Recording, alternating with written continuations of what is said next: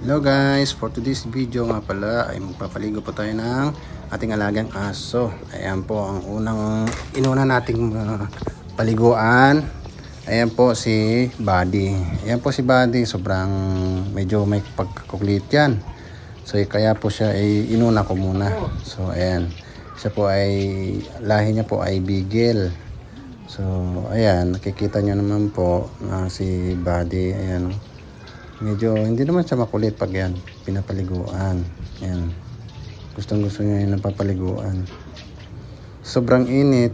Siyempre, ayan guys. Paliguan ko muna silang dalawa. Inuna ko lang muna siya. Kasi kapag inuna ko yung si Piche, yung askal, ay yun po. Ay talagang kukulitin niya po yan. At para bumango, ayan po, sinampuan po natin siya. Ayan, yan shampoo nila. Hindi ko alam kung anong brand yung shampoo. Basta yan na yan. Basta bumango, yun na. Importante, mabango sila. At nakaligo. Yung isa, excited na, ayan o. Takbo na ng takbo.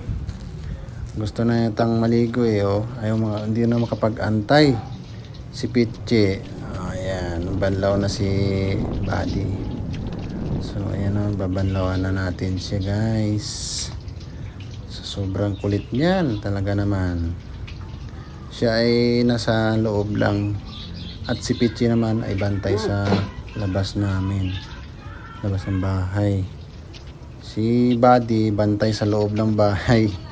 Kaya yan, pang loob si Buddy, pang labas si Pichi. Ayan, tapos na po siya, ating punasan na. At ang ginamit ko pala dyan guys ay chamois para mabilis ma-absorb yung tubig at mabilis ating mapatuyo yung kanyang balahibo. O, di ba?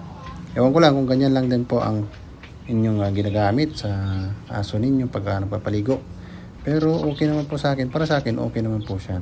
Pampapunas. Ayan, sunod na natin si Pichi. Ayan. Yan po ay eskal lamang. Pero mabait po yan. Malambing. Yan si Pichi.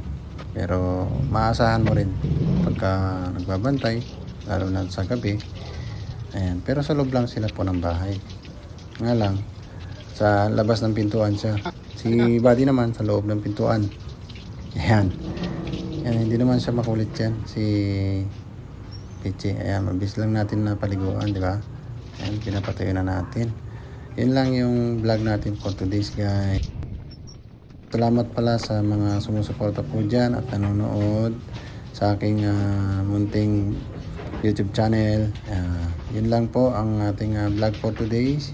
Maraming salamat po guys. Yun lang po. Bye bye.